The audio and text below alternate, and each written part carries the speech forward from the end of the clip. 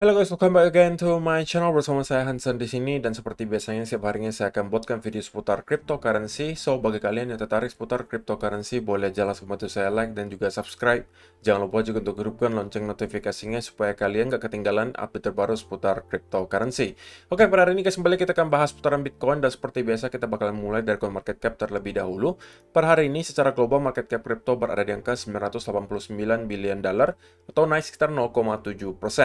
Nah, Bitcoin sendiri di angka 19.800-an, Ethereum 1.642, BNB 280, Cardano 0,49, XRP 0,33, Solana 32, dan Polkadot ada di urutan ke-10 dengan harga 7,54 dolar.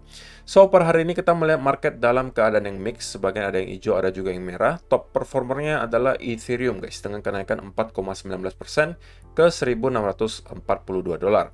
So, itu adalah outlook sementara dari beberapa top coin yang ada. Sekarang kita masuk dulu ke beberapa berita dan data terbaru hari ini. Nah, yang pertama, lagi-lagi kita kedapatan berita yang cukup besar dari Rusia.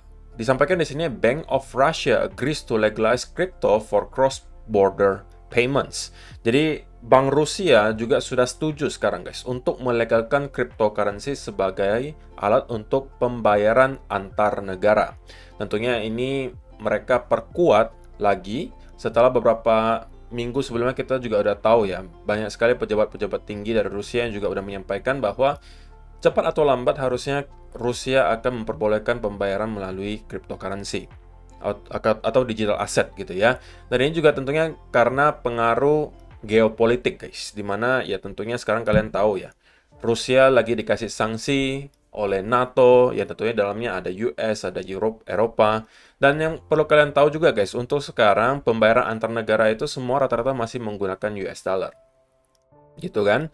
Dan hubungan Rusia dan US dollar sekarang tentunya dengan US tentunya lagi nggak baik-baik saja sekarang gitu kan. Dan oleh karena itu juga mereka mencari alternatif. Karena mungkin nggak banyak negara yang pengen menerima melalui ruble atau nggak pengen bayar pakai ruble. Ruble adalah mata uangnya Rusia. Mungkin mereka mencari alternatif dengan cara memakai digital asset atau cryptocurrency dalam hal ini.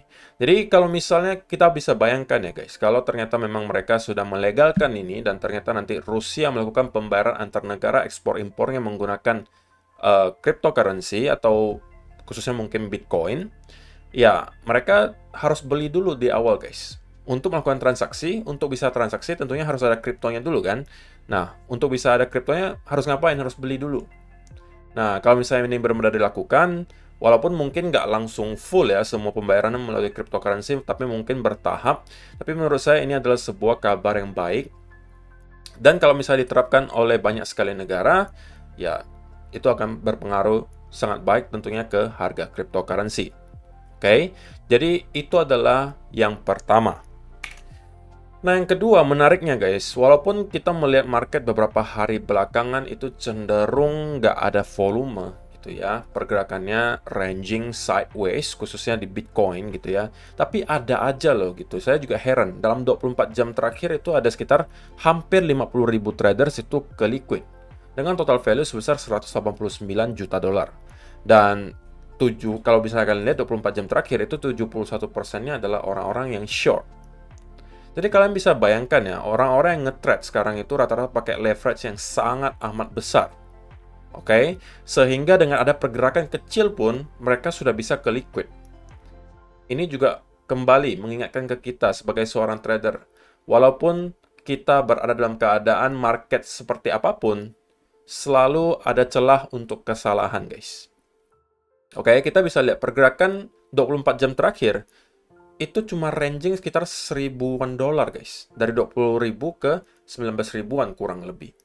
Tapi dengan adanya pergerakan 1.000 dolar saja, itu bisa menghasilkan likuidasi sebesar 180 juta dolar. Oke, dan menariknya orang-orang yang short itu langsung kena sekitar 71%. Jadi kalian bisa bayangkan gitu, bahwa sebanyak apa leverage yang mereka pakai sehingga pergerakan sekecil 1.000 dolar pun bisa meliquid mereka. Jadi jangan sampai itu kalian lakukan guys, oke? Jangan sampai kalian greedy, mungkin karena merasa market nggak bergerak kok, jadi saya harus pakai leverage lumayan besar supaya kalau naik ya saya dapat cuannya lumayan banyak, atau kalau misalnya saya short dan turun walaupun nggak terlalu banyak ya cuannya juga lumayan kok. Tapi saya harus pakai leverage yang besar. Nah, itu menurut saya adalah hal yang kurang bijak. Jadi jangan sampai kalian lakukan, sekali lagi, terutama kalau misalnya soal leverage dan stop loss, nggak usah kalian utak-atik guys, disiplin aja. Leverage-nya kalian sesuaikan dan juga stop loss-nya harus ada. Oke, pakailah risk management yang baik. Berikutnya, untuk dari segi Crypto Fear and Greed Index per hari ini kita melihat masih dalam keadaan extreme fear gitu ya. Sebenarnya kalau kita perhatikan dari akhir tahun kemarin guys, sampai sekarang sebenarnya kita hanya maksimal berada dalam keadaan netral.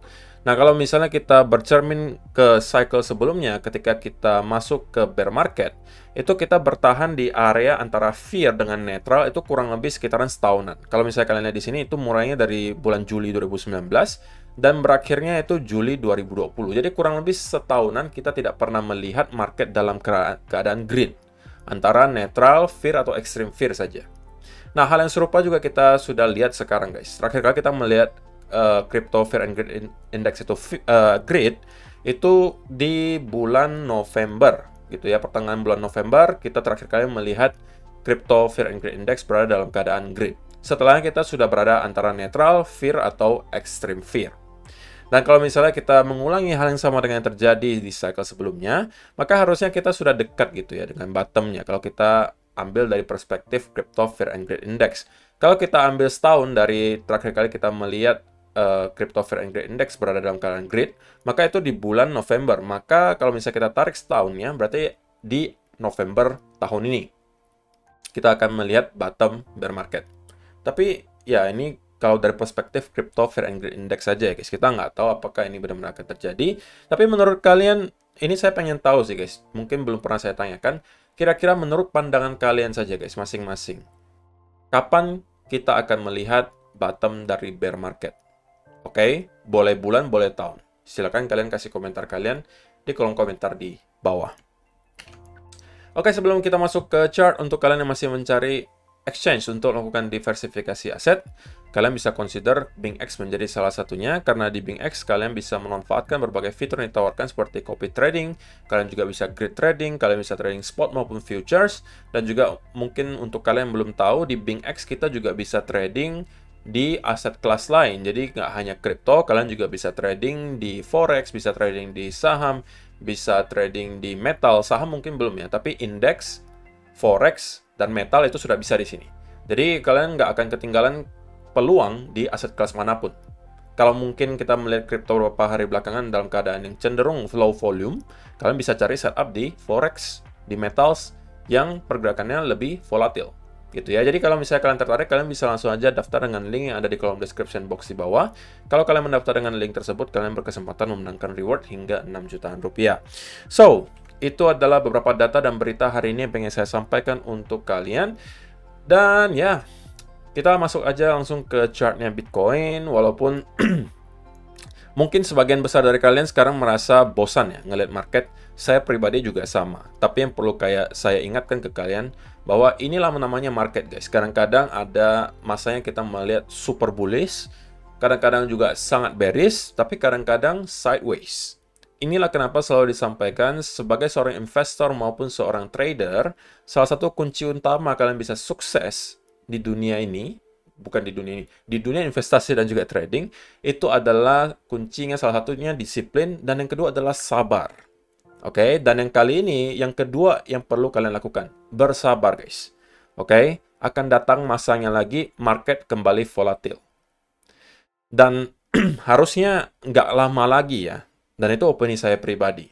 Oke, semalam kita masih melihat low volume, kenapa? Karena stock market di US itu belum buka. Jadi di Sabtu, Minggu, Senin itu masih libur, baru hari ini akan dibuka lagi. Jadi mungkin nanti malam kita baru akan start ngelihat market kembali volatil. Nah, kalau kita bahas dari segi price action-nya sendiri, so far sebenarnya belum banyak yang berubah. Namun ada satu pattern yang cenderung sekarang kita lihat lebih jelas. Daripada beberapa hari sebelumnya, kita cenderung melihat ini sebagai antara triple bottom atau rectangle. Tapi kali ini kita, atau saya pribadi sudah bisa melihatnya sebagai sebuah descending triangle guys. Oke.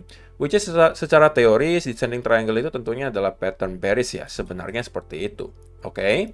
Tetapi ini baru bisa kita validasi apabila kita mampu breakdown dari lower trend di sini. Nah, ini mengingatkan saya dengan yang terjadi di bulan Oktober ya, kalau nggak salah Oktober tahun lalu, guys. Di sini. Saya merasa kita ini berada di tahap yang sama dengan sekarang, guys, di sini. Oke, ini adalah pattern yang sama. Kita melihat ada descending triangle. Semua orang sudah beranggapan kita akan drop di bawah 40.000. Oke, hampir semuanya sudah bearish. Tapi pada akhirnya kita malah breakout ke arah atas. Oke, jadi ini descending triangle-nya terinvalidasi. Nah, ini juga yang bisa jadi terjadi kali ini, guys. Oke, kalau misalnya kalian lihat sentimen market beberapa hari belakangan, cenderung terlihat cukup bearish gitu ya. Mengingat banyak orang masih ketakutan dengan adanya rumor Mt. Gox itu segera akan ngerilis gitu ya Bitcoin kepada para usersnya. Yang tentunya sudah kita pernah bahas ya, harusnya dampaknya pasti ada, tapi nggak sesignifikan yang kita pikir harusnya menurut saya gitu ya. Jadi kita harus pantau nih guys, untuk beberapa hari ke depan, apakah kita akan mampu breakdown dari area di sini. Kalau ternyata kita breakdown dari area di sini dan consolidate, maka descending triangle ini valid. Oke. Kalau kita ukur targetnya secara teknikal, maka targetnya seperti ini guys. Nyampe kurang lebih di sekitaran 18.600-an. Oke, tapi kalau misalnya ternyata kita tidak breakdown, dan kita malah mendapatkan breakout dari sini, ini adalah chance, kemungkinan bagi saya untuk mencari peluang untuk long, gitu ya. Karena semakin kita lama berada di pattern di sini, maka RR-nya untuk long itu semakin baik. Kenapa? Karena upper trend line-nya kan menurun nih guys. Oke, semakin lama kita berada di sini, tentunya kita ketika breakout itu berada di harga yang lebih rendah daripada kalau kita breakout di sini. Nah, kalau kita masuknya dari sini atau mungkin dari sini, ya RR-nya jauh lebih besar kalau kita menargetkan ke sini gitu ya. Dan itu yang sedang saya lihat sekarang gitu guys. Oke, kalau misalnya kita perhatikan dari segi time frame 4 hour, sebenarnya closing candle terakhir itu tidak terlihat terlalu baik ya, dimana kita mendapatkan ada percobaan push dari para bulls, tapi kemudian mendapatkan rejection yang sangat deras. Oke. Dan kalau misalnya kita melihat 4 hour candle itu mampu closing di bawah area yang saya highlight di sini, maka chance-nya cukup besar menurut saya bahwa kita akan langsung gitu ya menuju ke sekitaran area next major support di 19.300 sampai 18.800-an. Ketika kita mendapatkan sideways movement yang selama ini guys, ketika kita breakout ke salah satu arah, biasa pergerakannya akan cukup cepat. Jadi hati-hati gitu ya untuk kalian pengen trade untuk pattern ini, pastikan kalian sudah menerapkan risk management yang baik. Tapi kalau ternyata kita breakout ke atas dan saya dikasih ada bullish continuation pattern, dari sini justru saya akan mencari peluang untuk long. Oke, target utamanya masih tetap ada di sekitaran 20.700 sebagai area resistance berikutnya. Yang menurut saya pribadi, kalau kali ini kita mampu break dan kembali nge-retest area di sini, harusnya kita akan mampu break out ya guys, dan menuju mungkin ke next area major resistance di sekitaran 21.700. Sekaligus di sini kita sudah dekat juga kalau kita lihat dari segi trend line-nya gitu ya. Ini mungkin nggak bisa dipakai lagi ya guys. Ini kita hapus saja trend line-nya. Dan ya, kalau misalnya kita mampu break di atas area yang saya highlight di sini, saya rasa tidak akan ada kendala lagi bagi Bitcoin mungkin untuk terus menuju ke sekitaran 21.700. Baru dari sana kita akan lihat lagi apakah kita akan mendapatkan semacam rejection dan perlawanan dari para bears.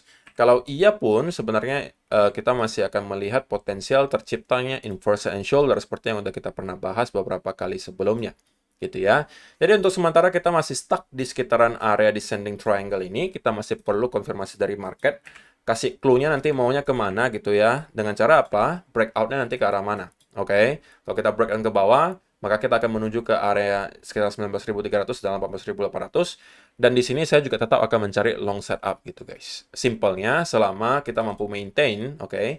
Simpelnya selama kita mampu maintain di atas area 19.300 sampai 18.800 di daily chart, saya masih akan tetap mencari long setup. Kecuali kalau daily chart sudah closing di bawah area ini. Maka saya mungkin akan flip ke arah bearish. Oke, so itu aja yang perlu saya sampaikan untuk video hari ini guys. Semoga bermanfaat untuk kalian semua. Terima kasih yang sudah menonton sampai selesai dan kita akan ketemu lagi di video yang berikutnya. Bye-bye.